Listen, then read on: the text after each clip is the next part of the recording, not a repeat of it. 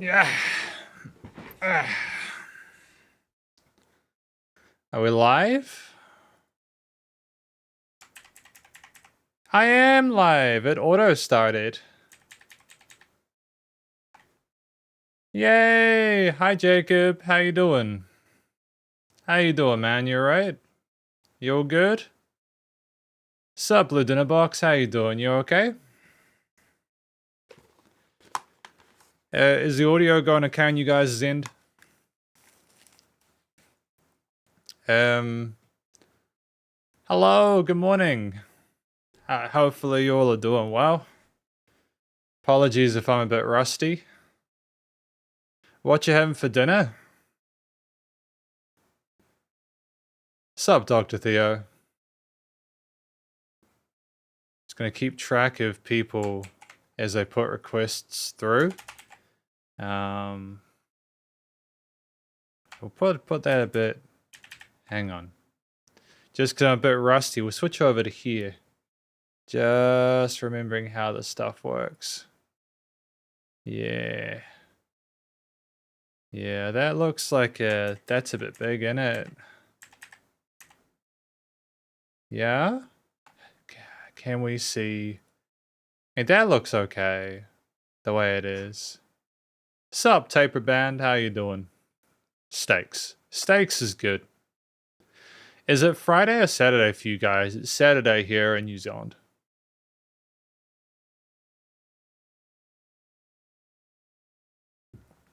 Today we're reviewing some tracks for people. So if you've got a song you want to get reviewed, I'll give my thoughts and feedback on it. And yeah. I think, can't remember. Nah, so they're free. So these are free ones. I'm not doing paid ones today. So no, so Sup Shredders. Just confirming these are Zilla crests today. Put your pics in the chat and we'll hear them until we run out of time. Yeah. Oh, so say morning for you. So you might be yeah. Because it's not Australia, because Australia would be about 1 o'clock or noon or something like that. You probably yeah. He's gonna pin that. Yeah. So there are no payments for this one. Yeah, so it's all free today. Oh, cool. That sounds good, Taper Band. How did it go with making the cover? Did you enjoy the process?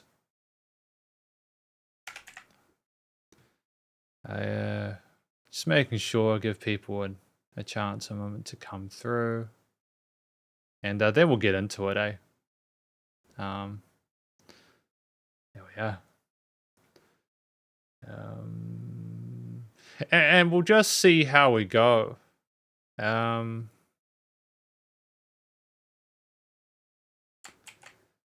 So we can definitely we can do Spotify or YouTube. Maybe if you guys could also let me know actually hang on. That's cool. I just realized I don't think I have captions enabled. So it might be a little bit rough.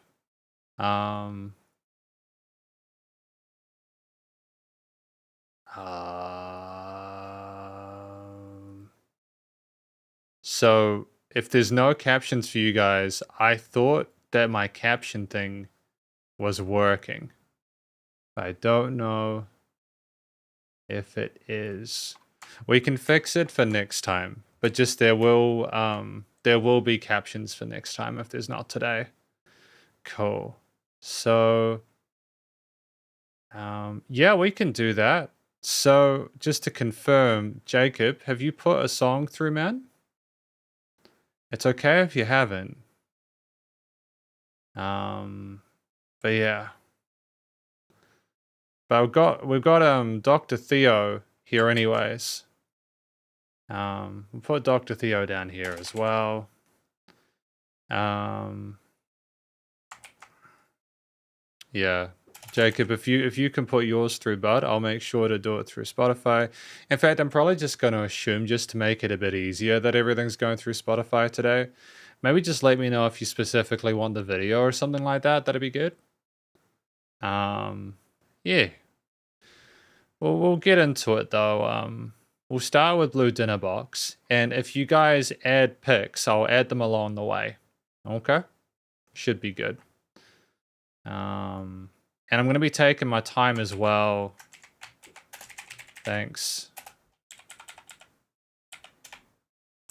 for your request. Just because I'm a little bit rusty, and I also want this to be nice. Yeah. One more check to make sure I haven't seen anything here. Taper a Band. Is that the song you want me to check out, or are you letting me know that you wanted that? Are you just telling me that you've done that, just to confirm? Anyways, we'll get into the one from Carly Rae Jepsen. Thank you to Blue Dinner Box for your pick. Let's get lost. Let's do it. You might not be able to send the link through chat. Taper Band, just confirming. You might not be able to send the link through chat. You're probably just going to have to tell me, just if you give me the specifics, like the artist name, as well as the, you know, like your band, Taper Band. Like, for example, if I go,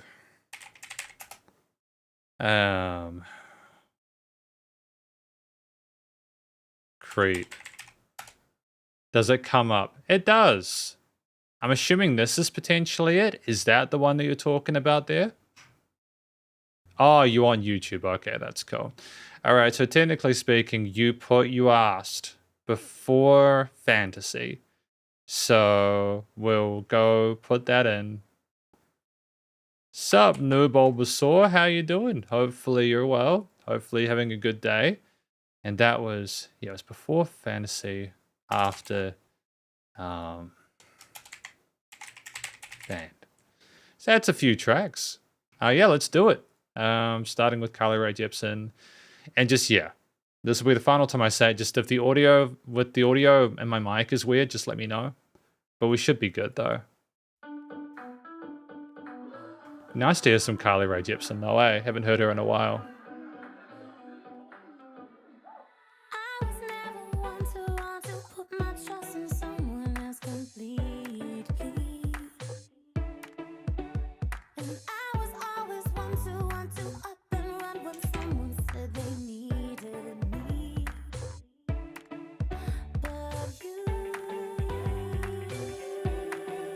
I love the vocal harmonies.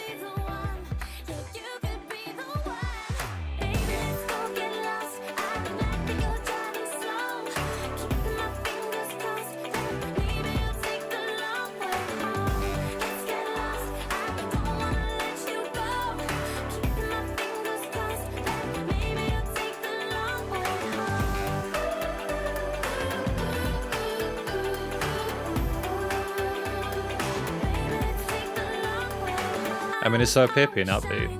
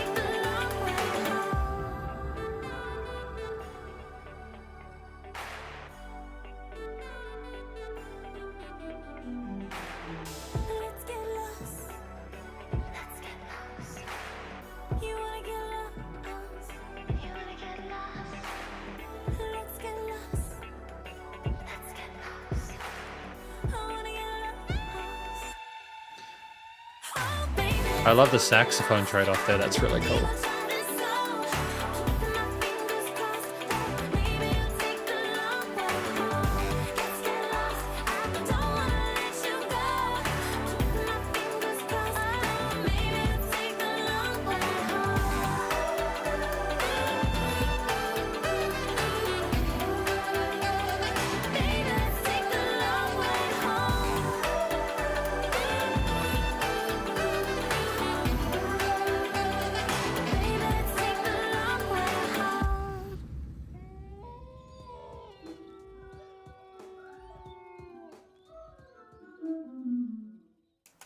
Kind of an interesting ending there. It kind of gets a little bit kind of tense for a moment.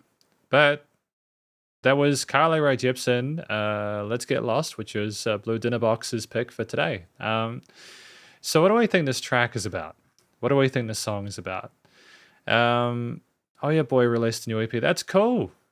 Yeah, because I think I reviewed their previous one, eh? I was never one to put my trust in someone else completely, and I was always one to. So I think that Let's Get Lost is about someone really just kind of wanting to really appreciate the person they're with. So they take the long way home, not get rushed to the next location, you know, like to sort of take their time and appreciate each other. You could be the one. It's that kind of romanticism that I really appreciate it in times like these. I haven't really heard that many songs where a person's sort of actively encouraging the other person to sort of to get lost with them, but like, you know, like on an actual drive. Usually it's sort of metaphorical or something like that. So I think it's an interesting story. It's sure to be accessible and relatable to people. There are people that want to get lost with people that love and just have that kind of special time with them, especially in this day and age where like we don't really, you know, we can't take attention for granted, right? So I think part of what sells this track really neatly is the sort of effervescent way of singing that Carly Rae Jepsen has. They're really easy to listen to. They've got a fantastic sort of coloration to their voice. There's like a sort of a gentle innocence to it. It's very fresh sounding, so you know that they're very sort of excited about this, and there's a charisma to it as well. We hit the notes really neatly, whether they are single tracked or there are harmonies as well. There are some more sort of like vocal, melodic parts or harmonic parts on the sides of the stereo field that call and respond really neatly to the mains.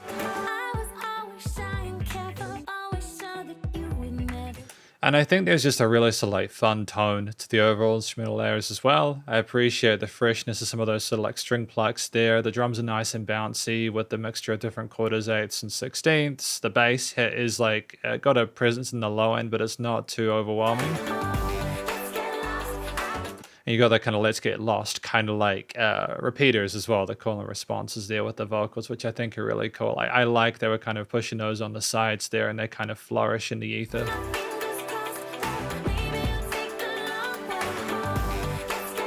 And like the saxophone there as well is just fantastic. I like the tone of the sax. It's nice, it's nicely bodied in the low end. There's just got a great glow to it. That's a contrast to a lot of the other softer textures within the arrangement.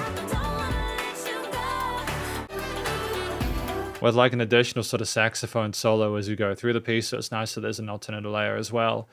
So I think both the tones and textures of the instruments involved, as well as the way they're played with the various rhythms, melodies and harmonies is great. And I think that the overall theme there is meant to sort of like be both uplifting and relaxing, with the major key leading as well as just like the loop around the major tone and the instrumental choices, trying to sort of stay away from any sort of like harsher textures or anything like that. It's just nice to have that balance sort of harmonically. I really appreciate it. Sup, Rump Shaker 96. Welcome to the live stream. Hopefully you're having a good day.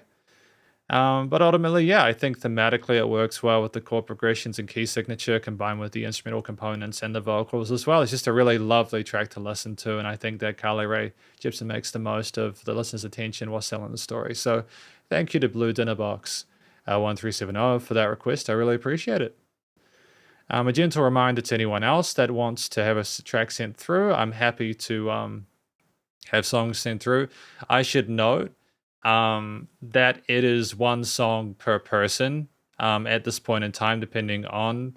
So like, I think occasionally I've had people send tracks through between different profiles. So that they'll go to one profile and put a track through, and then they'll go to another profile and put another track through. So I'm just trusting that people will sort of respect that it's just one per person, you know.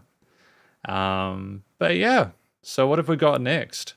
I still don't know what Jacob put through. Hopefully he's doing okay. But either way, I think we've got... Oh, that's okay. So Taper actually put their pick through before. So you can see Blue Dinner Box's choice. And then you can see that Taper mentioned their cover there before Dr. Theo. So I apologize, Dr. Theo. I think that Taper did actually come through before then, and that's fine. That's okay. We've got plenty of time to review both tracks as well as fantasies afterwards. I think we've also got another one here. Good. So boom. Oh, awesome. Well, welcome to the live stream. Hopefully things are going well on your end. Thank you for coming and checking it out. We've got oh, thank you. Hi, P2K. I appreciate that as well. So we'll add that to the list as well. We've got a few tracks to go through. Now, full disclosure, I can't guarantee we'll get through all the tracks. We'll just take our time. I just don't want to rush through them, because I find that when I start rushing through tracks, the feedback it's not ideal, and I get flustered, and you know, I just want it to be nice. Also, any feedback on the way that I do these reviews would be good as well. So if there's stuff you particularly want me to sort of talk about, that'd be great. So if we go to YouTube, Taper Creep YouTube. Awesome, let's do it. So this is from Taper. And so Taper Band, this is their track, I think. Well, it's a cover of a track, but it's their version of it. For your request. Number 2 for today, let's do it. Featuring Benjamin DM Nominee, Creep, which is a Radiohead cover. Nice.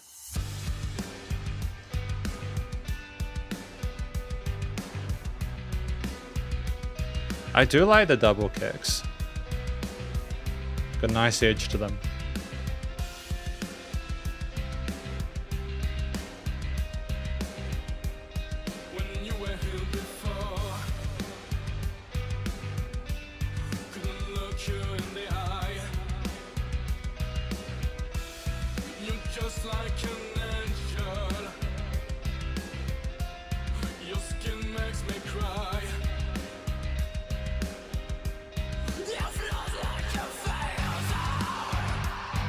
Wasn't expecting the growlies.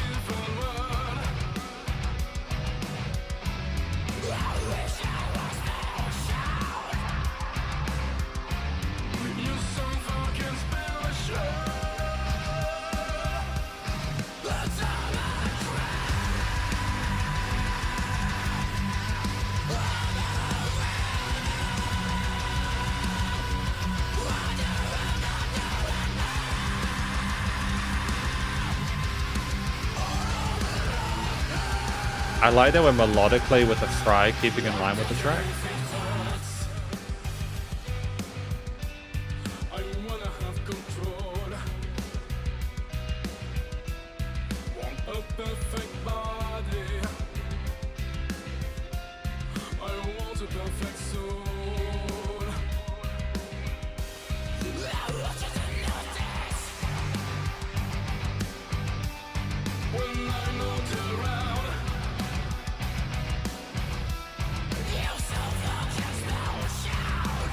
Interesting phaser effect on the vocals there.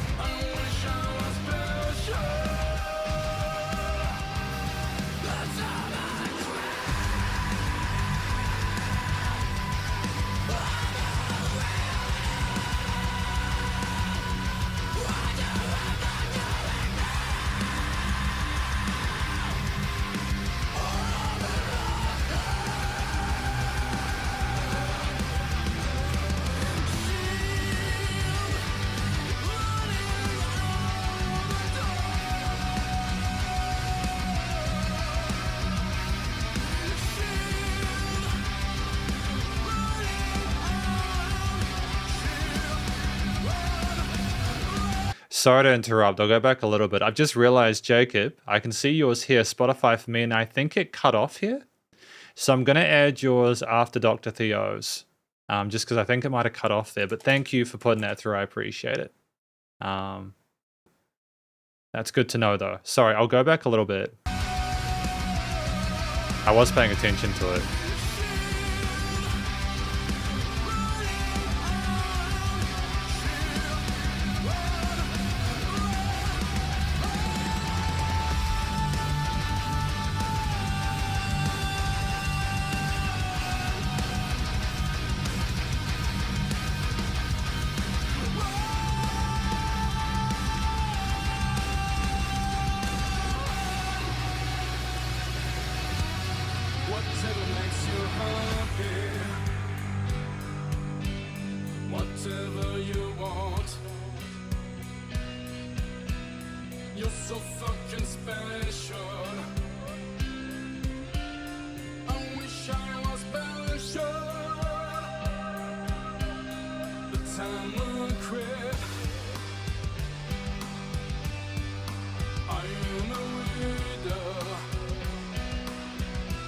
I like the robot birds. Like, the video is really interesting.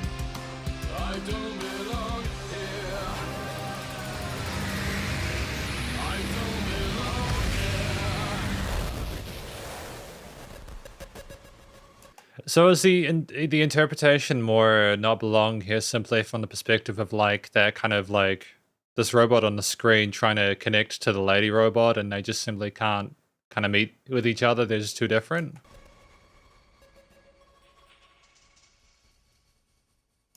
Sounds good, new Bulbasaur. Let's do it. Let's add that in there. Cool, add that to the list. So, where were we up to?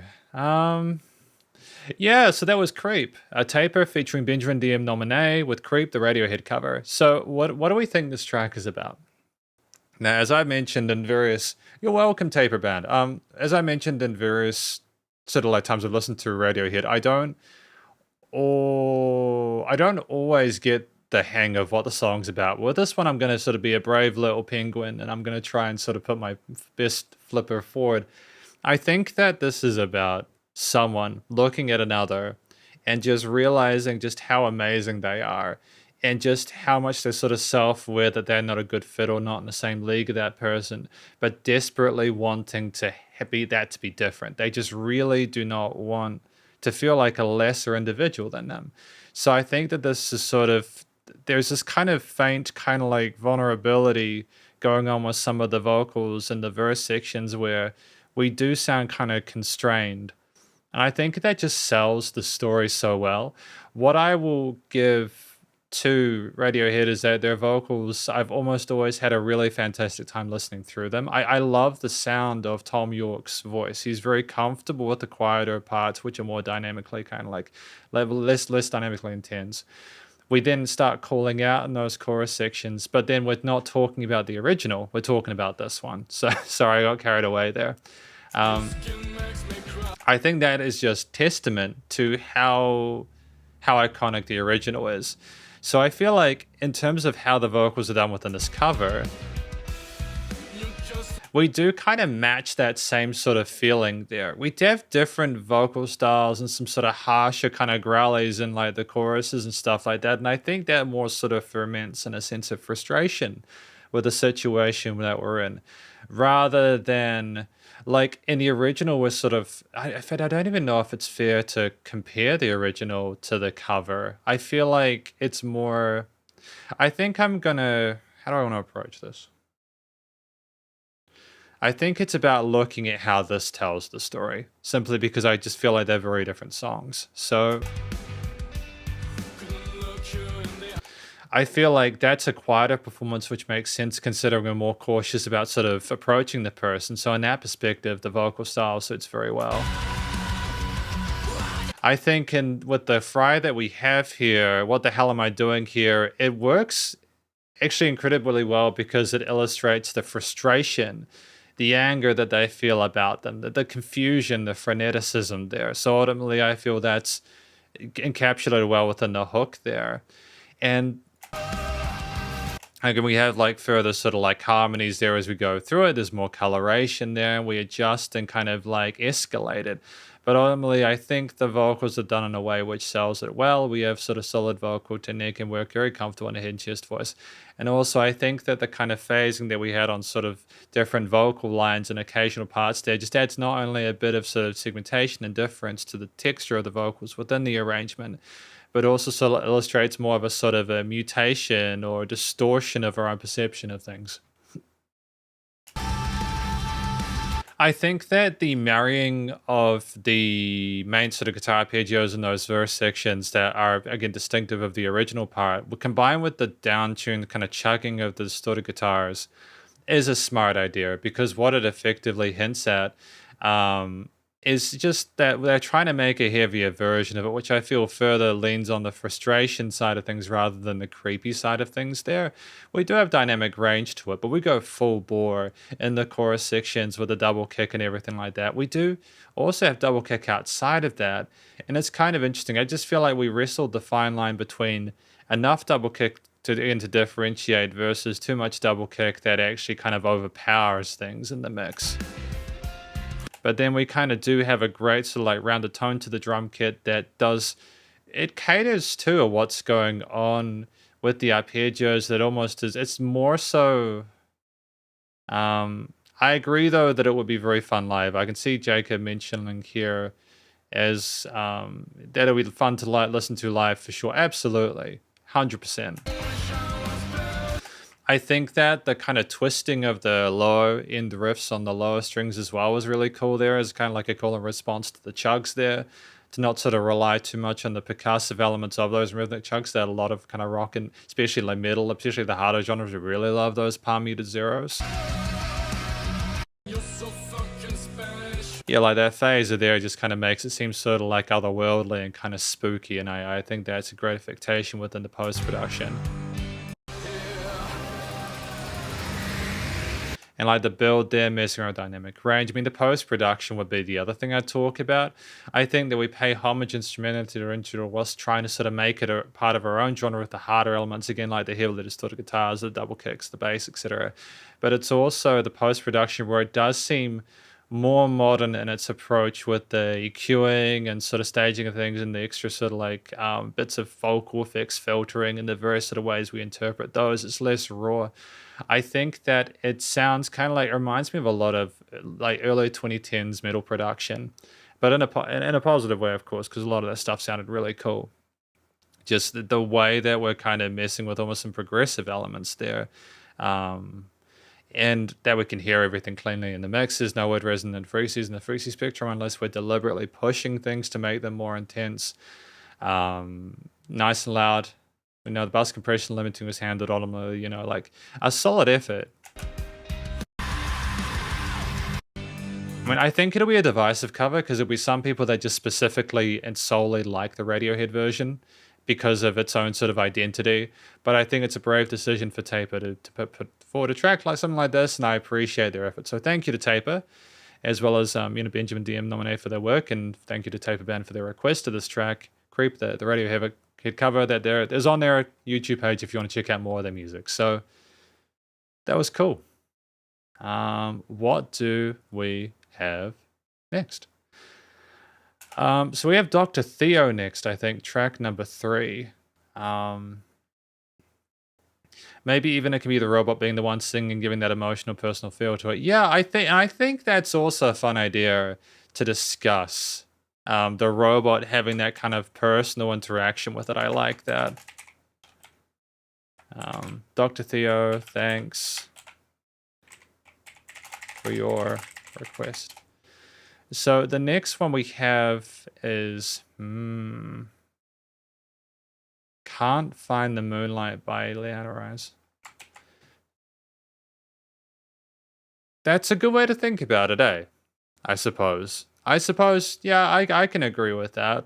I'm not even talking about my feedback. I think we'll continue on YouTube. We'll continue on YouTube.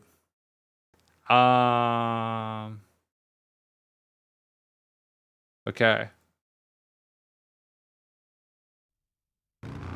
So this is from Dr. Theo. Thank you for the request. Can't Fight the Moonlight by Leanne Rhymes. We will see if this cuts copyright banned.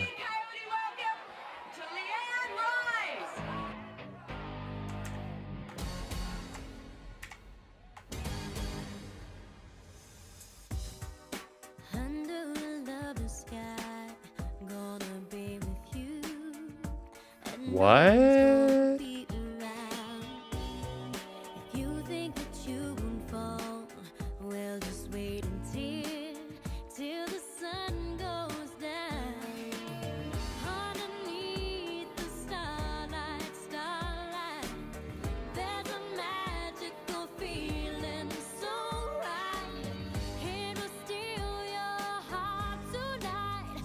This is very nostalgic.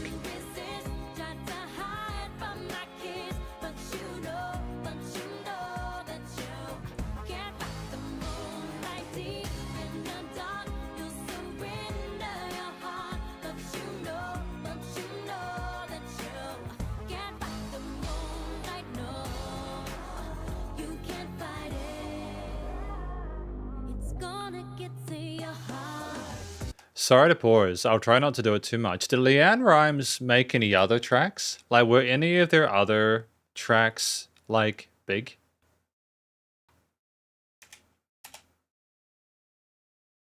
Or was it mainly, I just wanted to get out of the playlist mode as well.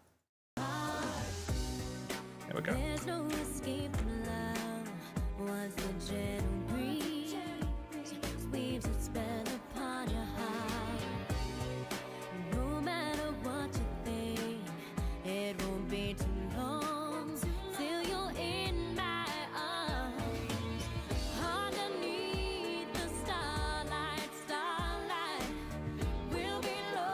There's a big difference between the video and the music, isn't there?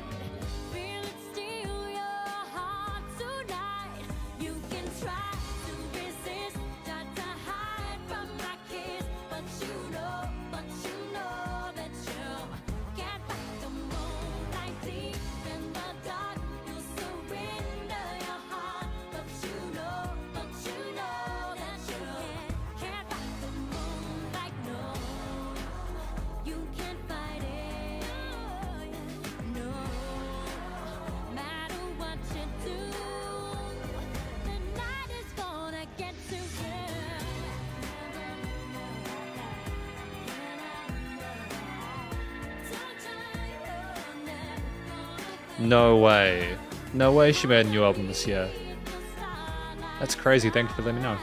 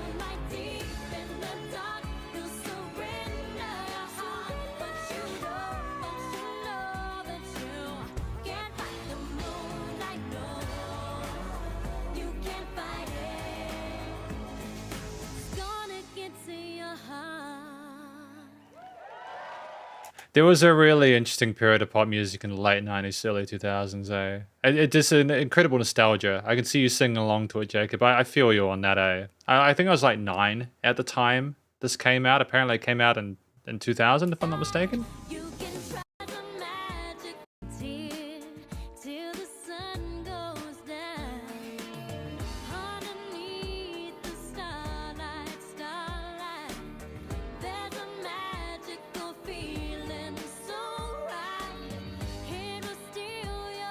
So ultimately, is it This is track, you know, Leanne Rimes, Can't Fight the Moonlight, Dot Theo's track for today.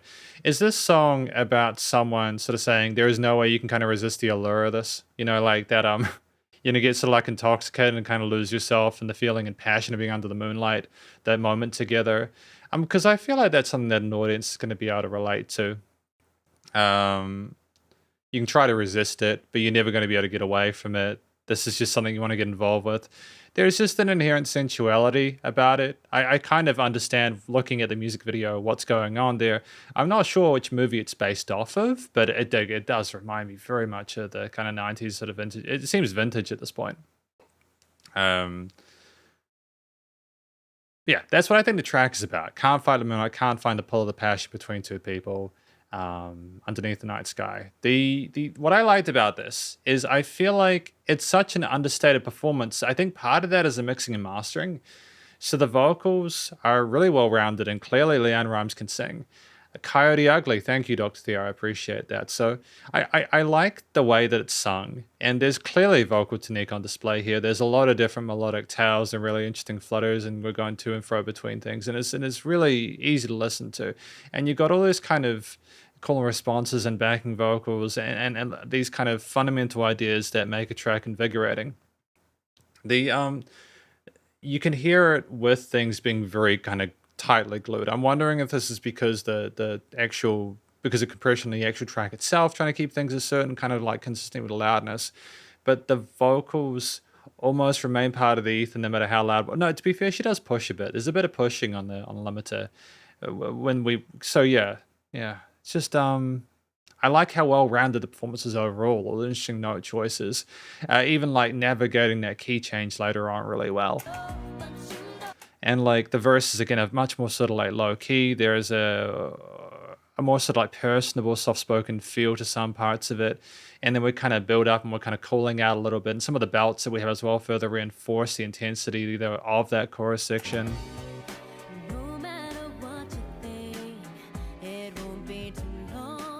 And there's just there's also these really well thought out hook lines as well. There are these melodies, these core ideas that kind of like are repeated throughout to kind of get stuck in your head, which I think is a smart approach to it. We're not trying to add too much sort of diversity melodically. We're kind of adjusting different, like we're having specific melodies suit maybe with different tails or kind of fit with the verse or the bridge suit the chorus section in a way that's very sort of like satisfying, with the key change being the main sort of like shake up, but just I like that we're paying attention to the kind of catchiness and hook of it, considering it's pop anyways. It makes total sense. And like we have interesting ideas with the percussion as well. A mixture of quarters, eighths, and sixteenths there with tom fills going between us. We have like slight brass stabs there. The bass lines iterating certain like, there's like these kind of like nostalgic 90s keys as well.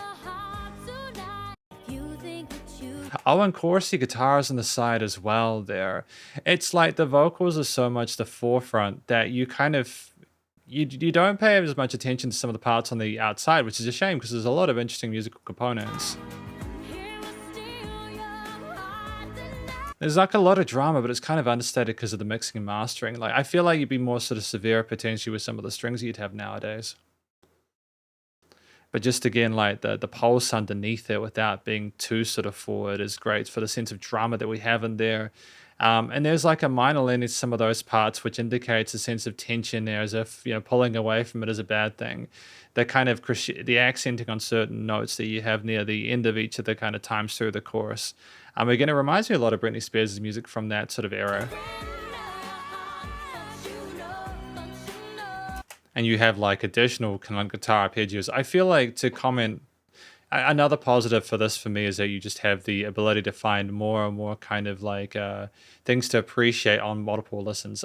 When I started doing reviews, I was initially not super not super kind of like patient with some songs, and I would want to get the first experience to be like kind of like defining one, but you find as you learn to listen to more music and review it, that you can only take in so much because of the attention to detail and the depth of a lot of these pieces. Even like songs that can kind of be the art form is that it can be listened to passively. So you hear like the main parts again, like the beat of the drums, etc., the vocals, and then if you kind of pay closer attention, you get rewarded for it with a lot of the intricacies of the various guitar arpeggios and chord progressions there. The strings being a bit more sort of like subdued until they pop up in the upper range. But even in that section there, we have the little tippy taps of the drums and the pianissimo situation there. You might not hear that unless you're really sort of paying attention. So I suppose if I was to talk about the positives for me with this, I think it's just a really wonderful vocal performance there. I think there are certain instruments, such as the strings as well as the drums, kind of capitulating to a lot of the stylistic expectations of the time.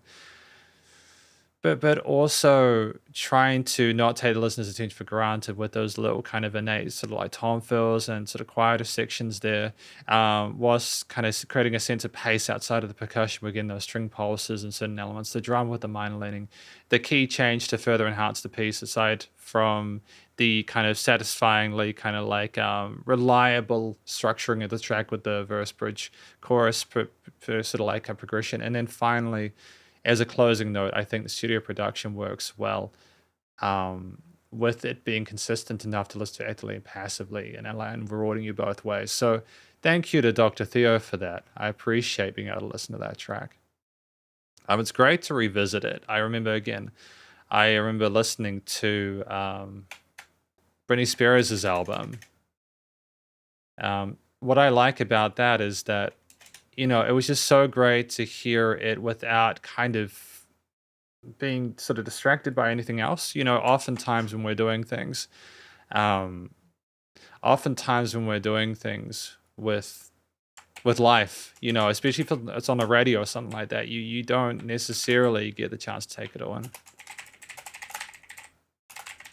But there's a lot of really cool stuff that happened to Britney Spears' music there. That's made me want to listen to more of it at some point. But we now got Jacob's request for today. Absolutely, Rum Shaker, nice song. Also, maybe let me know if I go on a tangent or sort of talk too much about stuff. It's not because I'm afraid to talk about stuff. It's more because I know I'm just trying to continue to still going to try to improve these videos and live streams and stuff like that. But I think that's it here, right? Adela, is that right? Well, thank you either way, Jacob. Let's do it. Oh, okay. There we go. This could be interesting.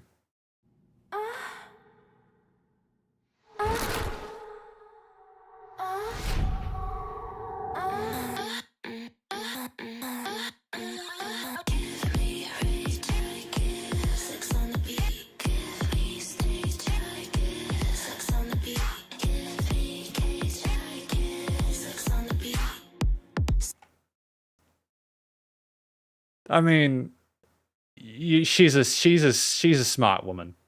You couldn't have gone for less than this and had an effect.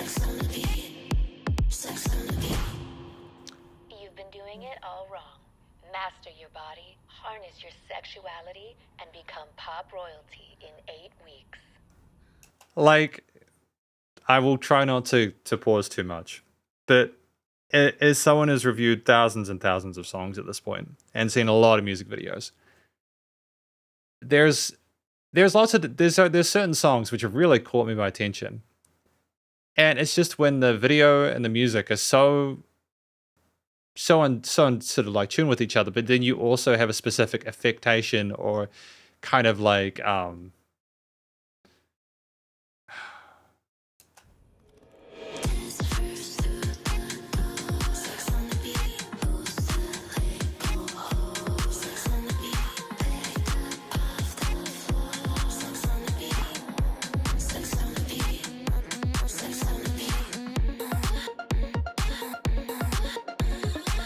Is this age gated?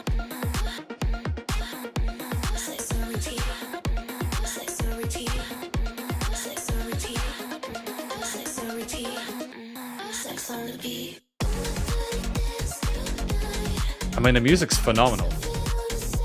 Sorry, you wanted Spotify, I apologize. Okay. The man has asked for Spotify. We will go to Spotify. What a trip though. We will go to Spotify. Okay, we will continue. I apologize, Jacob. I apologize. Okay, where were we up to? Crazy. What is this? What is this, Jacob? What? I mean, what is, what? Oh man, crazy. Crazy. This is fantastic. I love it. I gotta show some props for that. That's so punk, man.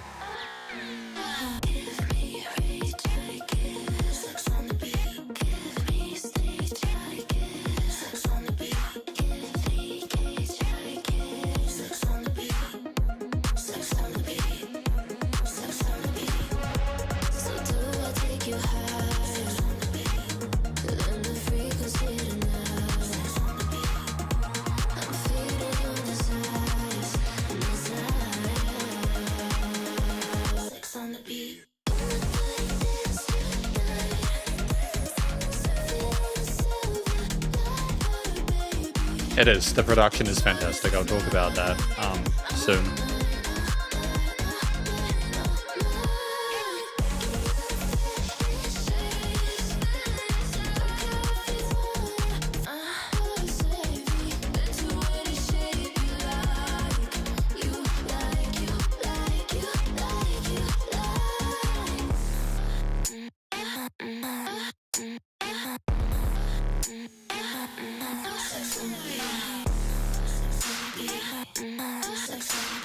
I mean, it's really creative sampling, turning it into an instrument, right?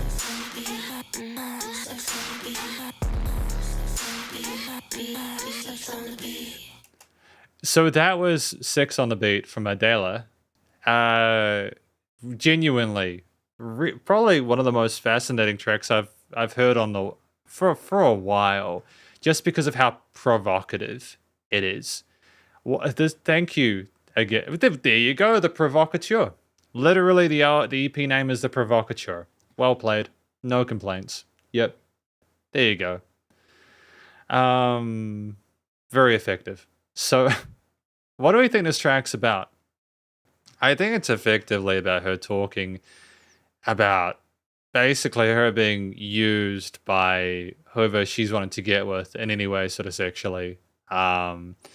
Maybe it's a comment on people, what people call her, etc. You know, who's that label picked up off the floor, tits thirst through the door, etc. It's like hypersexualization or simply sexualization, depending on your approach. And I just feel like in this day and age, it's the Kylie Minogue reference that they mentioned in the video. Yeah, it is relevant. I think that when you kind of come down from the shock of it, this is the secondary benefit of it, is that it kind of takes you by the throat and forces you to contend with why it is provocative, why it is like that. So one of the things I think that's so effective is like the sounds of moaning and stuff like that is clearly, you know, it's clearly meant to be erotic, but it's done in a way which is also musical. I just think that having that sound at first, you know the kind of response you're going to get from your average sort of internet dweller unless they don't know what it is. And again, clearly this isn't music that's aimed at kids, and music doesn't need to be. But I just feel like if it's going to go for this kind of subject matter, being as blunt as you can when it's already blunt as a concept is great. I feel like we also sing really well, and we kind of have some sort of spoken or rapped parts. We have this kind of head voice kind of bit where it's very kind of like kind of breathy, and it's like kind of like nighttime talk. It's very effective. So ultimately, just great range there. Very sort of well thought out and considered with the implementation of certain parts. And it's great that her voice isn't just a storytelling voice, but also an instrument as well. I feel that, as Jacob mentioned, the production is really tight. I love the sounds of the various sort of like bass and drum parts there. They're nice and thick and full and dirty sounding, and they push you forward. Again, the chopping of the different vocal parts to turn them into melodies for certain sections, as well as sort of pitching them up as we go into the end, into the, you know, the quote unquote climax, I suppose. near the end is awesome. And like the use of kind of the vocoder as well for the kind of electronic sort of synthesized is just a fun sort of like twist on it. And like it's so well leveled as well. You can hear everything clearly within the frequency spectrum and stereo field. There's no weird resonances unless they are deliberate there. There's column responses as well that are handled on sides and mains there with the mains and sort of like the 6 on the beat parts. And I just think the 6 on the beat is also just a great play on words, a double entendre there. Well, not necessarily even a double entendre, it's a play on words. And like, again, like we have these wonderful sort of like colorful cheery. I think that's the final thing I want to sort of talk about. I've got a really itchy eye. I think I've got dry eyes. The mixture of hard basses and drums combined with the more colorful arpeggios and the vocal parts. You've just got some soft, sweet, really pretty sounding elements in here that kind of soften the intensity of some of those harder parts there. So you get the groove and the dance and pulse to it, but then you also get some other sort of more flavorful parts that kind of, there's equilibrium tonally. It's more interesting, I think, than if you just had bass and prioritized the root notes or bass lines, and we use the full length of the frequency spectrum as well to kind of like push it forward. So ultimately just another really solid track. Well done to Jacob for this. I was not expecting that, although maybe considering the name I should have considered that. I'm not sure, but we've got the heaviest oh man, I'm gonna make it a bit smaller just so I can kind of get that in there. So we've got fantasy. Oh, so it's already up. Oh. So Happy Man Jacob, welcome. That's already on the channel. So if I go to the channel here, it is there.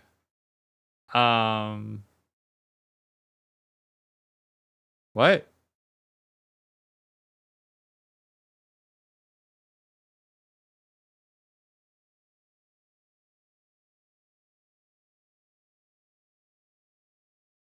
Eh? Let me do some stuff outside of the... Where did it go? Did I not upload it? I could have sworn I uploaded it. Sorry guys, it's been derailed. No, it's just kidding. It's not been... So if I go here, I make that really small. I go to studio. Did I not upload that?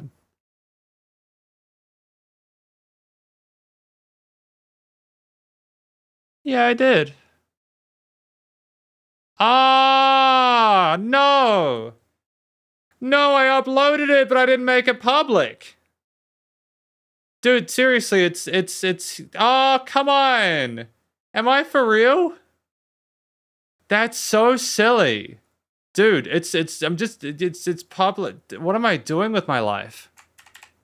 That's so dumb. I'm so stupid. There you go. It's on the channel now. You can literally go, you can, it was done. Like literally, if you go here, it's got 0 views now. I did do it though. It's there. Look, see it. It's there. I literally uploaded it to here. It's on there. Oh, that's so silly.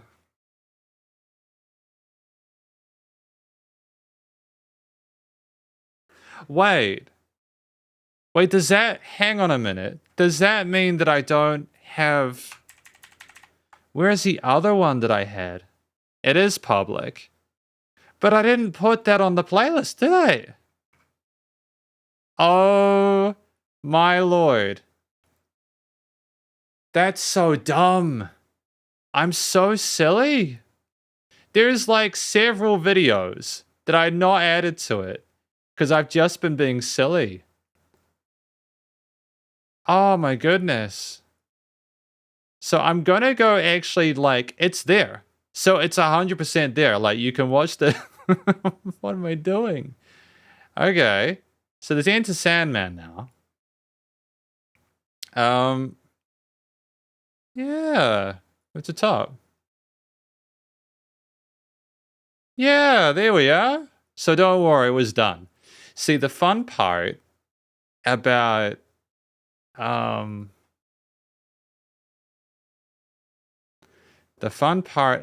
having actually done the video is that you can just, yeah. Here we go. Cool. That's good to know though. That's good to know though. So yeah, it's there on the channel for you to check it out. It has captions. I'd literally set it up to go and forgot to enable it.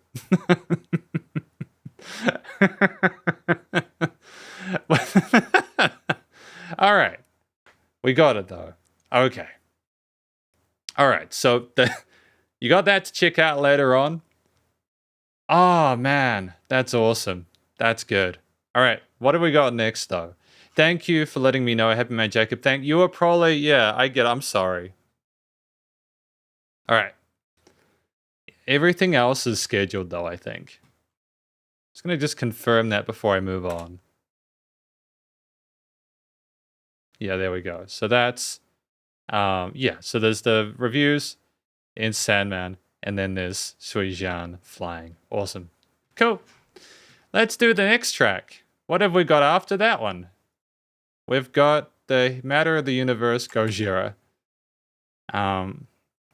It's not too late, though I don't remember how long this event was going for. I just want to check Discord. If I can find Discord. Because I want to check whether I said I was going to do like an hour and a half or 2 hours. If I'm doing 2 hours, I'm happy to do 2 hours. Although people are probably thinking I need to move on to the next one now, which is, I think, completely reasonable. Oh no! So we've actually got until 4:30. I don't know if we're going to get through all the tracks today, so I think I'm going to just continue to go through them at a steady pace, and just go from there. We'll continue on Spotify, yeah? I think I've been scared. I've been scared of Spotify, YouTube for today. And so this is from Fantasy. Thanks for the request. Yeah, man. Gojira. Let's do it.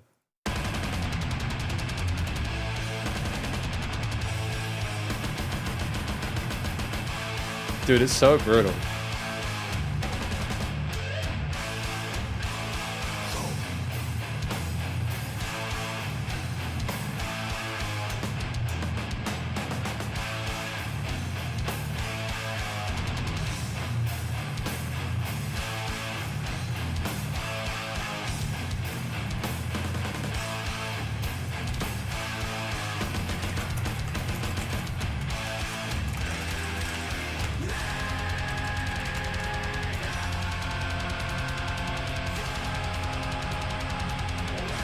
I mean, it's incredibly heavy. Very used to triplets there.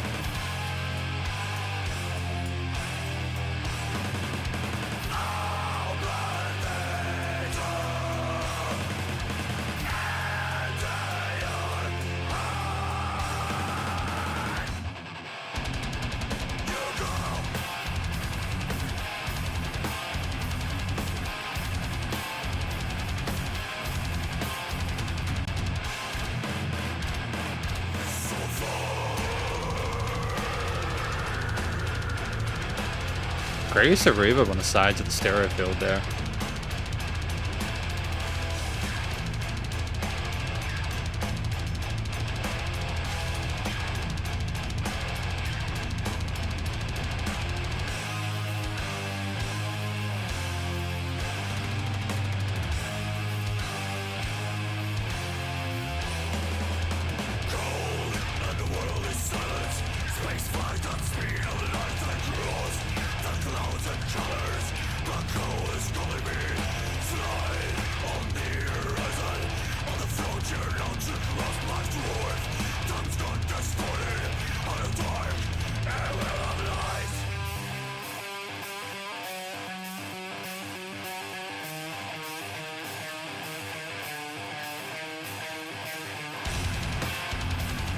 And just a great contrast going back.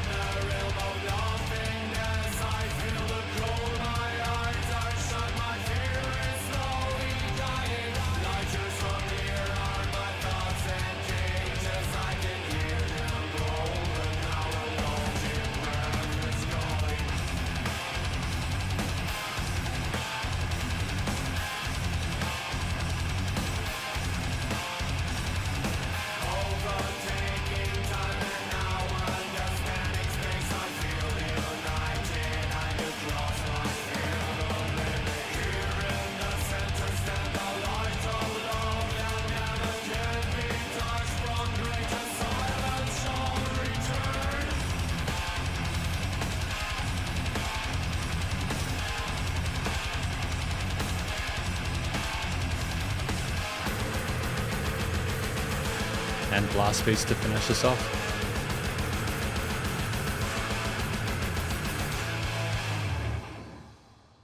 Sensational. I haven't listened to a lot of Gojira, but it kind of makes me want to hear more. So thank you to Fantasy for that request today. I'm just going to take a quick look over the lyrics before we talk about it. Heart of the dark, my face contorted, don't know how to reach the light, but I feel so bad like a freak in a cage.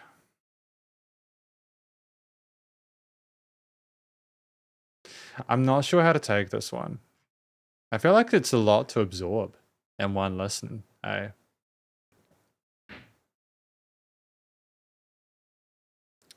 Golden unworldly silence, first flight speeds of light. I cross the clouds. Colors, black hole is calling me. Slide on the horizon, on the frontier, not to cross. Black dwarf, time's gone distorted. Heart of dark and world of light.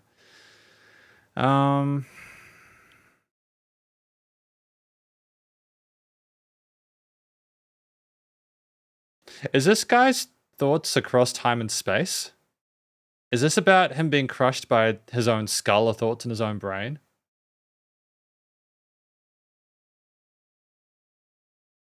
There never can be touched from greater silence shall return. That which never can be touched from silence return.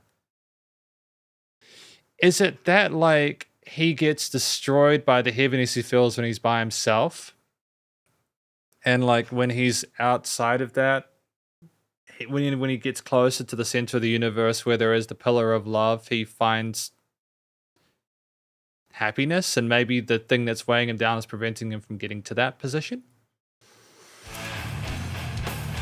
So I suppose if we talk about part of what works really neatly with this, what kind of sells the heaviness of it is probably those incredibly heavy distorted guitars. I know it's such kind of like a basic thing to say, right? The guitars are heavy, therefore the heaviest matter of the universe. But it's knowing, I suppose, how not to just create a heavy riff and sort of sell the concept, but also to provide a whole lot of different power check parts or sort of like tremolo picked elements there, whilst also having those kind of like bendy, kind of like log string riffs as well for a bit of tension there.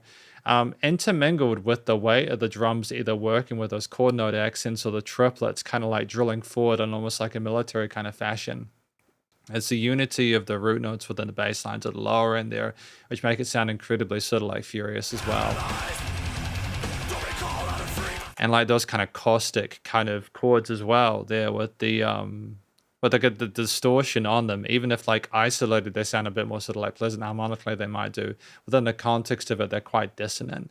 And there are some parts where we sort of have more of an upper frequency kind of register there, where we then come down afterwards and go back to the sort of like single 16th triplets there, which are just kind of ferocious.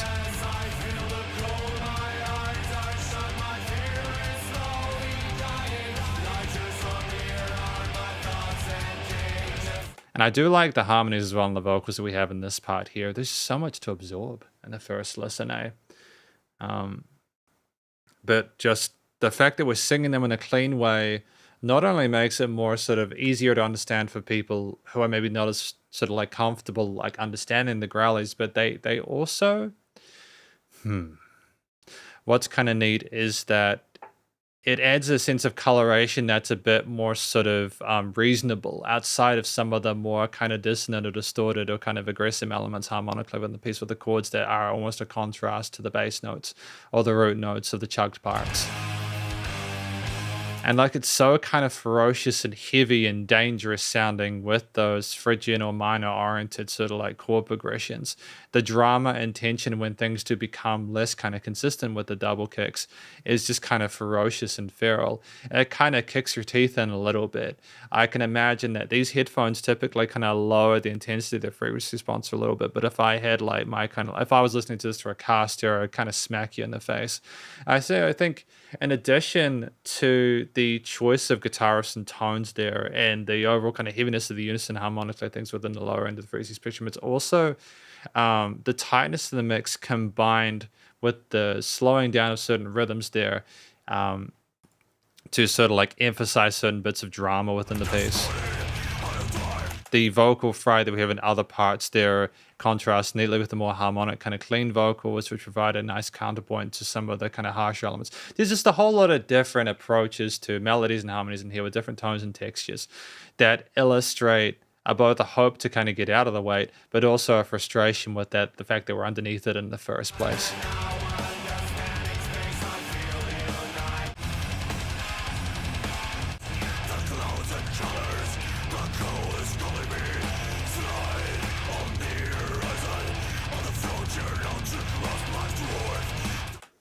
And yeah, and I think the fact, just as a closing comment, that most of the track is spent underneath the chug of those guitars, if I'm not mistaken, illustrates that the journey up until that point is meant to sort of like be a difficult one. You don't get that many moments of release within this piece. It's back down to being sort of slammed into the concrete. And it just, I think the overall track itself tries to mirror the journey that the vocalist is having as they go through this thing. And I just feel it's incredibly effective in that situation. So, again, there's more I would want to say about it, but I also feel like I need another chance listening through the whole thing for further context. But thank you to Fantasy for putting that track forward. I appreciate it. Jaywalking1237, we're going to continue until 4:30. And then I think we're going to probably be taking a break for today, but we will see if we can get another couple of tracks done before we finish. Just getting back into the ring of things with these things, trying to, I need to probably put, I probably need to put the timestamp in I need to put the details of the length of these in the titles, I think. So I think we'll do that next time. We got Immortal, the next track for today. So what do we have here? This is from Immortal. And this next track is titled One by One.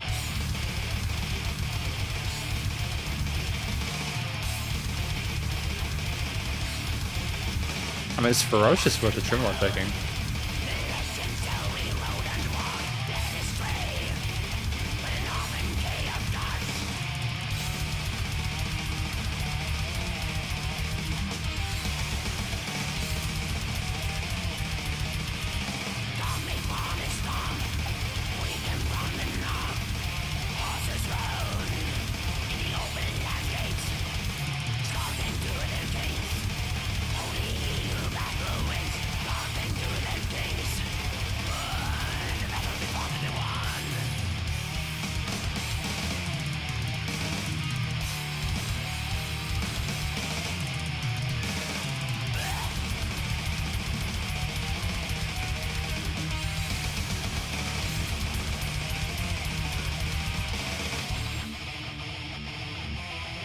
I love the tone of the guitars there.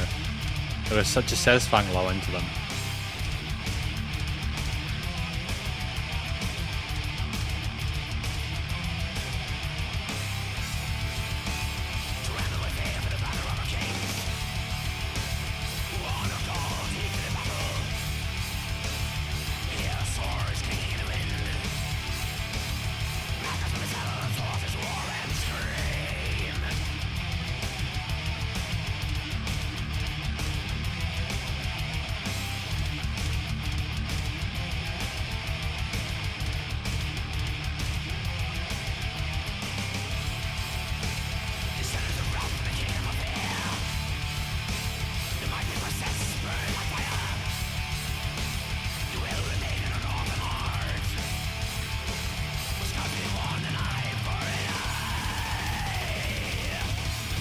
Is that a tempo change there? I mean, I like that it is.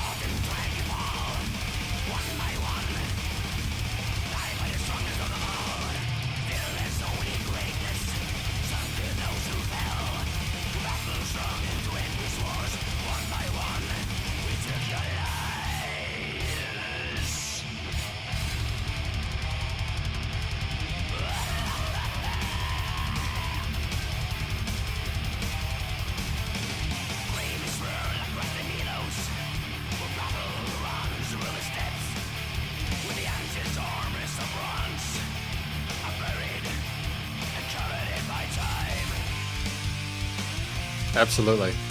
Absolutely.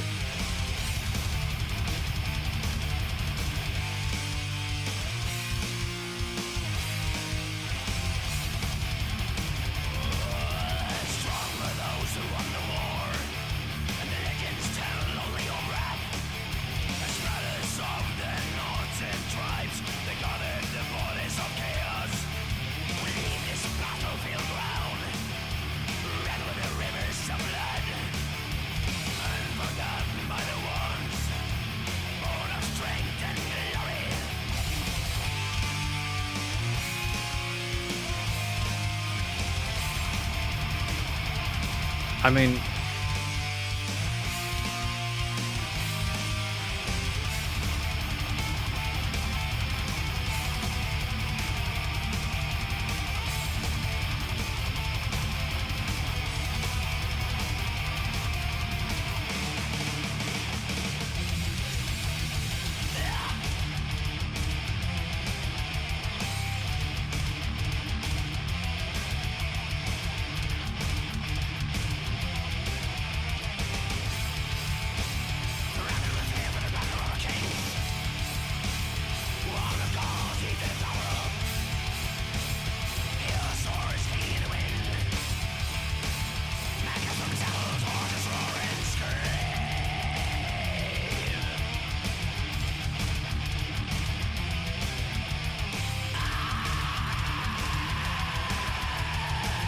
awesome. Yeah, I feel like this was a lot of people's intro into black metal, Rump Shaker 96, for sure. Great song. I don't think I've listened to much Immortal, but I would like to listen to more of it. So I'm thankful to NFS 6851. Thank you for your request of this song, one by one. Oh, sorry, NFS 65685. I apologize. 5685? Am I having a moment? NFS 685, one by Immortal. Great song. So, what do we think this track is about?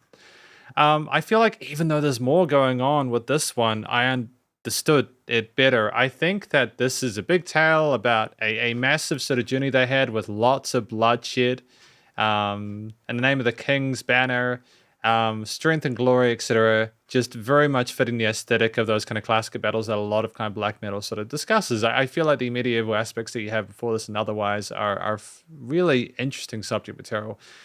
And I think part of what works so well about this track is just the driving force of those guitars.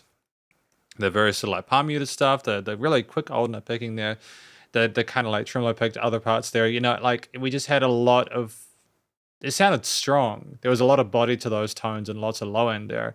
And it just kind of propelled you forward, and the speed of it was great. But also we had different chapters to this piece as well. We went between different sections where we were a bit more sort of like straightforward with our time signatures, going with kind of a gallop. And at other points we had kind of like stuttery, kind of tremolo pick, kind of triplet, kind of where we kind of were able to think talk about different concepts in each. And that helped, I think, to break up some of the perceived consistency of those distorted guitar elements there in a way which I think was just kind of really necessary, you know. Because if you listen through this, right, what I adore about it in a sense is just how much kind of they get out of those distorted guitar tones. This kind of filthy distortion to them that's kind of ratty and kind of like hubristic, but I love just how raw and visceral it sounds. And when you combine it with the freneticism of a lot of those kind of drum parts, with the mixture of different sort of snare, kick, and sort of like cymbal patterns alongside fills and other parts represented, it's really cool. It's just a great sort of sense of attunement as well between the various instrumentalists in the band to kind of bring things forward in a way where it sounds nice and full, the mixture of guitars, bass, and drums. And I don't think you really needed to add other elements to it. And like the mixture of different sort of powerful elements as well, just for force as well, was really good. And like the blast beats in there with the vocal fry, just the grit of it, just that kind of gristled storyteller there. Stylistically, for black metal, just very authentic, but it's also just a really incredible technical performance there. And it's not overproduced, but also not underproduced. So I think that we have a lot to appreciate here, and it makes me want to listen to more of them. I just want to listen to more of their stories. And again, I just feel like if we'd had the same kind of riff or tempo or sort of rhythm or kind of like idea for the whole 5 minutes, would have been too much. So switching things up in the chapters was great. So thank you to NFS605 for your request. I really appreciate it. It was good to hear more Immortal. And we have now probably got 2 more tracks today. We have got one from Haikyuu. So yeah, I'm sorry, Dr. Theo. I think we've run out of time, and I take at least most of the responsibility for that. I can say for sure, I can say for certain that we will be doing another one of these before Christmas. I just think the channel's too quiet to really justify one. Like a while ago, we had this massive 6-hour live stream. I don't think we're going to get a 6-hour live stream again. I don't think the channel is nearly as busy as it used to be. But it would be cool maybe to do an extended like 3-hour one or something like that and see how we go. I would be open to that. But yeah, we'll see how we go. But there will definitely be another one of these before Christmas. And it's just been great, I think, just before we go into these last 2 tracks, just to talk to people and just hang out. So thank you for that. But let's get into it. This is Golden by Modern Cinema Master. This is for High. Yeah, it's tempting, eh? I would like to do a Christmas special stream or video. I think that I wanted to do a Christmas song for an SP Reviews anyways. So there's probably going to be one of those. The 22nd. And then I've got to learn Polyphia's intro to playing God on the guitar for the last review of the year, because I've got guitar students who are learning playing God, and I'm like, well, why don't I just review Playing God by Polyphia? But you got to play the intro for it. So we'll see how that goes. Wish me luck with that. That's pretty ridiculous. But let's do it.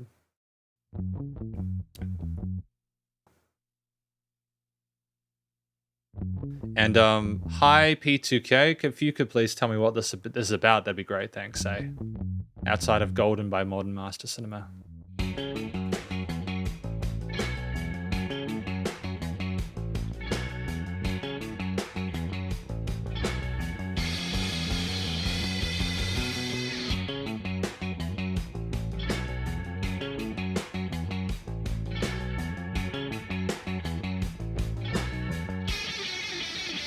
Is it the wrong one? I'm not sure which one it... Oh, hang on. Is it 5 characters? I'm looking for it. Hang on.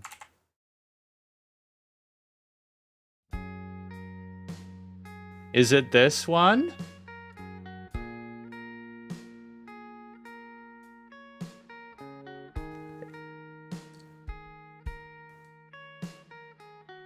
Oh, good. Sorry about that. That was my bad. I just should have put the original title in. It's my bad. Thank you. Oh, and just to confirm, just because getting back into these, usually for these free requests, it's like a max of like 5 minutes. So we'll listen to 5 minutes of it. Very peaceful so far, though.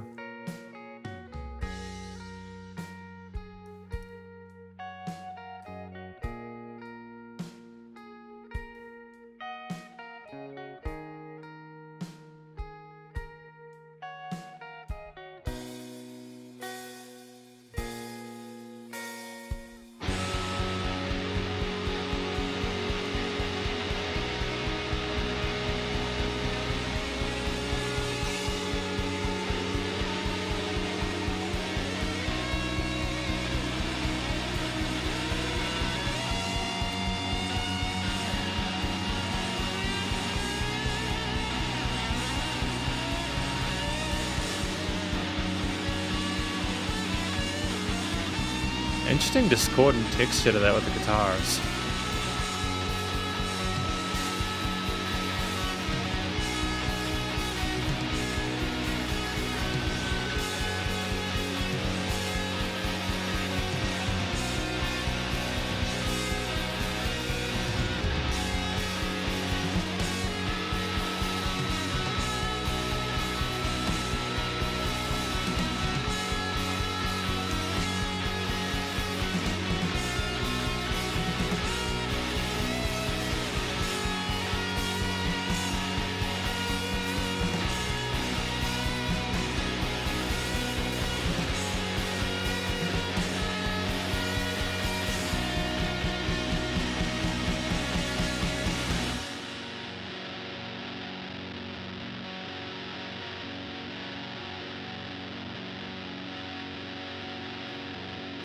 That is a crispy guitar tone.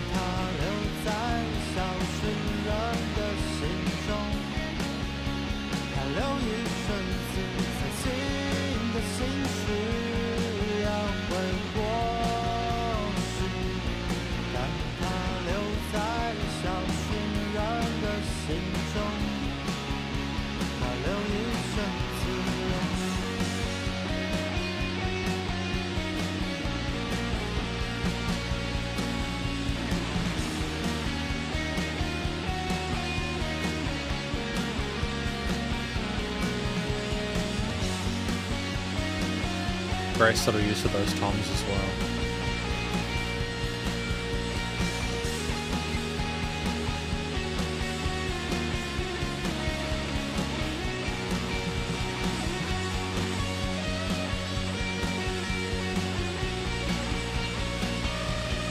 And unfortunately, that is the 5-minute mark for today. I do feel, though, just for the record, that if I was listening to this on my own, I'll most definitely listen to the rest of it, because it's just such a charming piece, isn't it? So, hi P2Q, what can you tell me about what this track is about? I know that we've said Golden by Modern Cinema Master, but what would you say this track is about? Because thank you for your request for that song.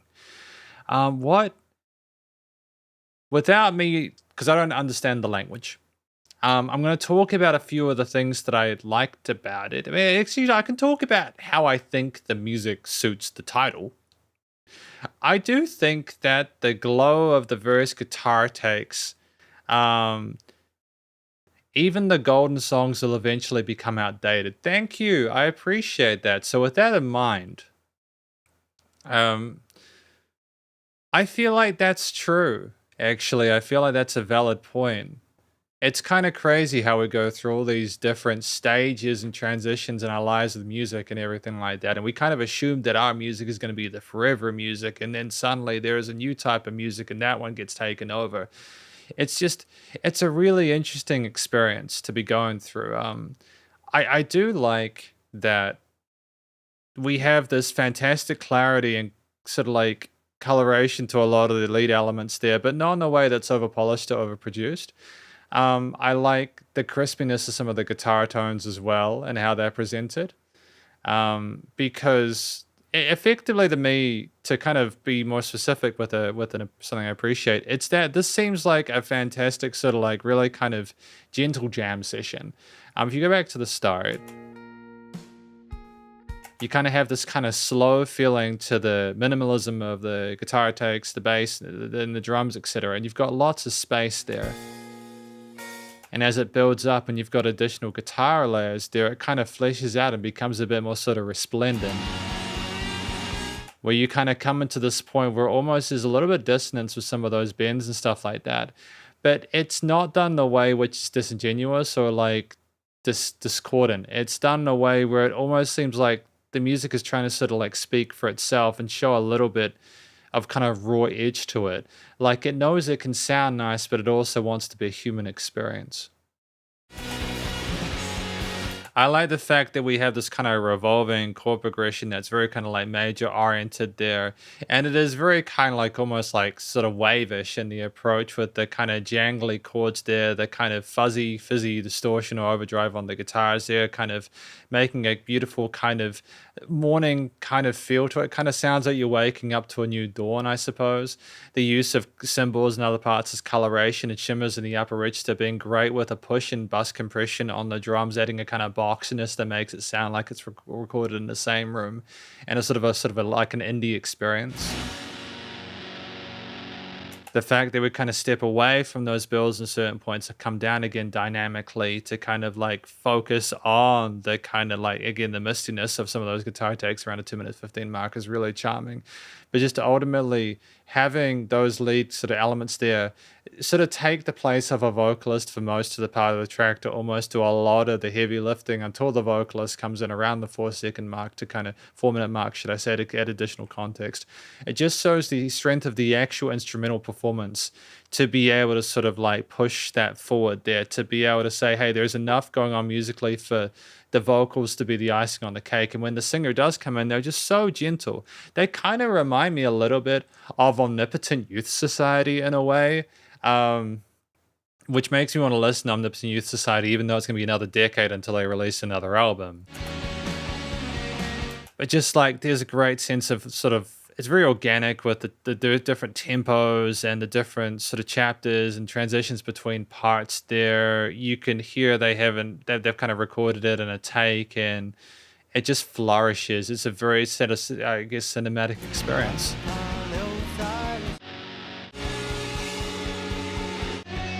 And I think even when it sort of does become more sort of noise rockish at some points, it never, again, tears away too much. It's sort of its core foundation, which is trying to sound like those golden songs, but just showing a little bit of the kind of wear underneath until they kind of like fade out, I suppose. Yeah, exactly. But they remain in the hearts of a small group of people and stay for a while. And I can completely hear how they're influenced by Omnipotent Youth Society. Comforting and calming to listen to. It is. It sounds wonderful. Thank you to Hi P2Q for putting that forward. I really enjoyed my time with that track. It's a beautiful song. That was Modern Cinema Master by Golden. It just sounds like more of a Journey song. So if you like this music, I'd recommend checking out the rest of the album. That's on Spotify here. Get that art up on the screen. They're just really interesting, sort of like artsy kind of stuff. It's definitely a jam for sure. Now we're going to do the last song for today, simply because I have to keep my voice okay for tomorrow's live stream, where we're going to be reviewing a Leife album. Now I'm not trying to sell this to you guys here. It's just because Dinahe, one of the SP patrons, it's their monthly album. It's their annual album review tomorrow. Really crazy, because I think I did a discography review, but I never did the actual singles. So that might be something I can look into at a later date. I appreciate that, Happy Man Jacob. This will be the final track for today, Bring Me to Life. And then, yeah, we have a live stream tomorrow of the Leife album. There is part of Dinahe's annual SP Patron album review. And then we'll be back, I hope, before Christmas for another one of these. Probably sooner, though. I would like to do another one of these before then, but we'll see how we go. Anyways, this is for New Bulbasaur. Let's go. Bring Me to Life by Evanescence. I'm not sure if we reviewed this one before. It is, absolutely. How can you see into my eyes like open doors, leading you down into my core, where I become so numb without a soul. My spirit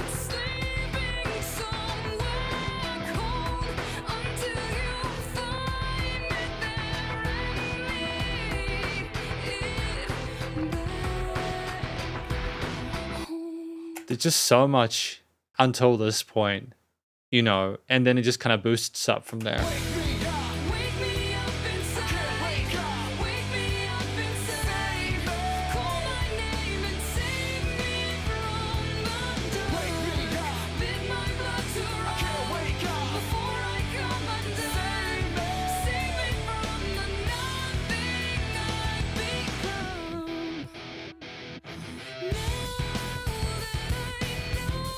I know what I'm without, you can just leave me. Breathe into me, make me real.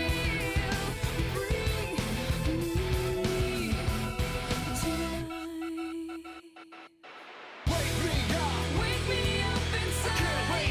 Wake me up inside. Call my name and save me from the dark. Bid my blood to run before I come undone. Save me from the nothing I Very cool in the response with the side vocals.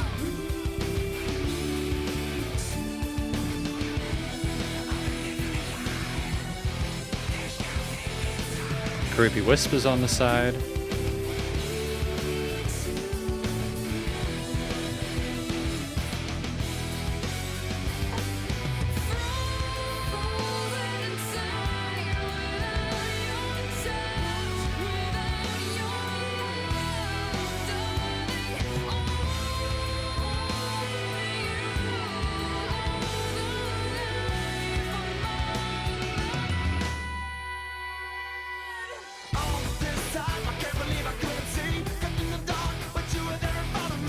I've been sleeping 1,000 years, it seems. Got to open my eyes to everything. Without thought, without a voice, without a soul. So let me die here.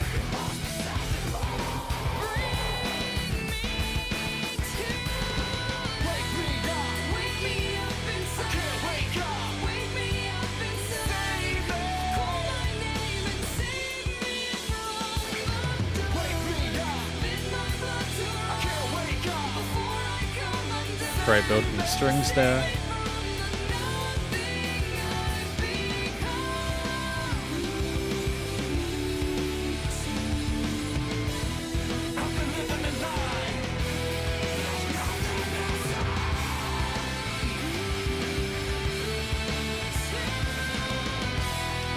Excellent.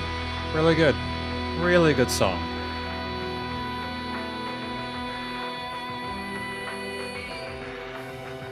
Great bit of vocal fry from Amy at the end.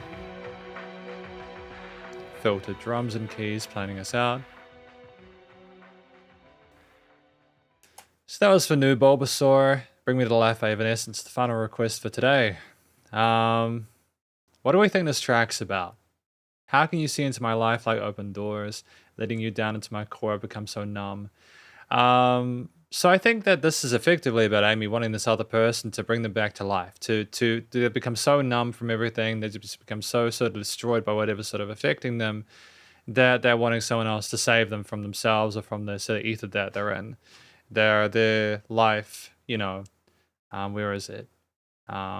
You are the life among the dead. I mean, it's pretty kind of dire, heavy subject matter, but I think that the catchiness of the delivery of it kind of like betrays that a little bit, but not in the clearly not in the bad way. It's just interesting to have it discussed so effectively. Like, this is one of the few songs that I hear on mainstream radio, like on pop stations, and it's so much darker than a whole bunch of other stuff out there, eh?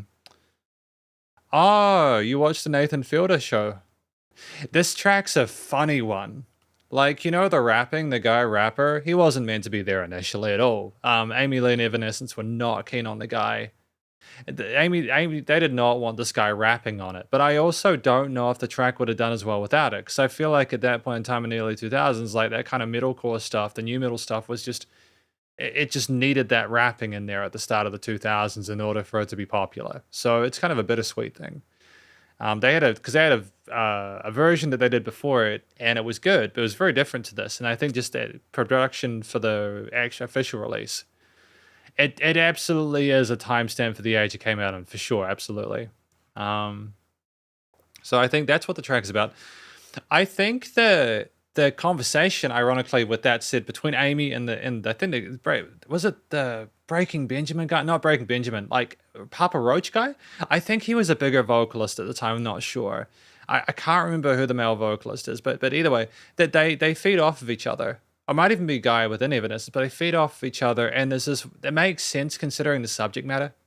For like not that they should feel bad, but that for one person to be in that situation, the other person to be going in, I suppose, if this is the kind of angle or facility they have to be saving the other person and going and sort of helping them like that, to have that conversation, to kind of go between with each other, a nice kind of response with the male and female, just sort of like with different vocal textures, making the chorus more interesting, but also, yeah, thematically, story wise, having them feed off each other is good. So it's also it helps that I think I liked the rapping and the vocal fry from the guy and how it coupled with Amy Lee's sort of cleaner vocals with the melodies and harmonies there. They were the best of both worlds there, and ultimately just very satisfying to listen through a lot of that. It was it was the Papa Roach guy. Thank you, I appreciate that. I recognize his vocal timbre. So I'm glad that was concerned. I wonder if that is his biggest song. But I think Cut My Life Up Into Pieces is pretty big as well, though, right? So I think it's also the distinction of the piano tone. There is just this drama and tension, this sadness from the original piano line, and the fact that Amy's playing it means that she can put a lot of that feel into the piano playing, but the strings just make it seem so cinematic as well. And there's these kind of builds and like the processing on the guitars to kind of the drama and tension is palpable there. To have the kind of electronic kind of filtered drums there kind of being a bit more kind of synthetic electro for a stamp of the time as well. It's and like again, you have the chuggy sort of like again new metalish kind of guitars there, which are very sort of like popular at the time. But then we also playing the power chords that we did on the guitars and the lower tuning allowed for Amy Lee to sort of go across her entire vocal range, and because a lot of the chugging, there were like different changes in bass lines and stuff like that, but the rapping had a sense of rhythmic unison with some of those kind of chugged parts as well, which is really cool. With the drums playing some really complicated 16 on-beat and syncopated parts as well, with some really cool drum fills kind of leading between, but also allowing there to not be drums the whole time to allow some things like the kind of piano to kind of float on their own for a bit.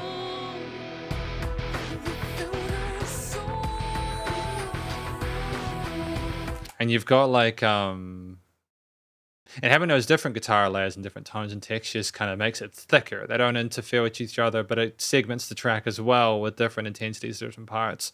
I also like that there were different chord progressions in different parts as well. I know that it's not like something that we should be surprised by, that there were different chord progressions and bass lines for different parts, but it's just really neat to have someone go, okay, I know that we have like a catchy two-parter with the verses and choruses, but then we have the interlude where maybe we're like frozen in time and there's like a twist in the tale, even though it's not necessarily unexpected. It's maybe the twist in the tale of the interlude is that the person's getting saved at all. Just to kind of have the rapping interlude as well, to go back into the verse part for the guy. Oh, here we go. The guy does come to rescue her and he's taking control of the situation, so that's why he's doing more of that interlude part before she goes back into the chorus. So he's more involved in that part, but it's just more sort of diversity vocally as well. And I like there is like a drop before the choruses as well with the kind of kind of synthy glitchy part, because it's like you're diving into the person's abyss that they're in. There are just so many cool ideas within this track. The production quality is solid, again, with a mixture of synthetic and sort of analog elements. Amy Lee can just sing really well within this, and the Papa Roach guy is a great sort of foil to that as well. And ultimately, there's just some really captivating, compelling, mature melodies there that work well as hook lines, and she explores her range really neatly without being too overzealous about it. So ultimately, it is one of the tracks of the 2000s for the genre, and I just feel like it's accessible both because of the relative accessibility, the harmonies and melodies within it. Like, I think if there'd been more vocal fry or growlers, or if there'd been more like double kick up and just that little bit too heavy, it would have been too much for people. But yeah, I also think it's because there's a female vocalist, and I just think having a female vocalist soften this may be a point of contention, but I think it softens it a little bit. If you'd had two male vocalists sort of talking like this, it might have been too sort of heavy for a lot of people. But this kind of the princess or the maiden being saved by the brave hero is something that I think a lot of people can get behind, especially in sort of a kind of a fancy outlet. So ultimately, stellar track. Really enjoyed it, and thank you to New Bulbasaur for the request today. And Rump Shaker, I mean to be in two iconic songs in the 2000s, I'd be honored no matter what it is. And absolutely, and I suppose just from a sort of a cynical financial perspective, with my understanding of how the music industry was at that point, it was before the Napster incident. So people were still buying stuff then. It was before streaming. And so the royalties for Bring Me to Life as well as Cut My Life into Pieces, they would have made some bank. They would have made some bank. And I think there's also been like a return to a lot of these bands, or at least some of them recently, with some of the emo, all rock, like the generations wanting to sort of get back to those musics after a lot of the electronic dominance of the 2010s. The royalties were very, very good. Very, very good. But just, yeah, it's just really cool. Really cool music. And I just sort of, I just want to sort of thank everyone for coming in today for this live stream. I didn't get through all the tracks I wanted to today, because I just feel like I'm out of practice with my feedback and trying to deliver it in a timely and concise manner, but I will continue to try and improve, and I thank you for your patience. We listened through tracks from Blue Dinner Box 1 through 70, as well as Taper Band, Dr. Theo, Jacob Wrestle God, as well as Fantasy and F685, High P2Q, as well as New Bulbasaur. And I will try to be more efficient next time. Thank you to those of you who came along, such as Dr. Theo and Rumpshaker96, and Happy Man Jacob as well. I'm glad that we got the Shui Jian video put on the internet. Yeah, absolutely. Thank you for coming along. And that was my live stream, my fan request for day number 42. This will be on the channel with captions. It will have captions within the day, I hope. If you do not see this on the channel within 24 hours, it's because someone has copyright struck it. Sometimes these live streams get copyright struck in post. Someone sees their video and they're like, no, you can't have it, and they just block it. I would have to trim it out. Worst case, I'll put it on the Patreon as a free upload, and that means people will be able to check it out. But thank you. Yeah, okay. Stay cool, stay safe, and please remember to support your local musicians and artists at this point in time, as they need the help more than ever with the crazy stuff going on. Thank you for watching this live stream.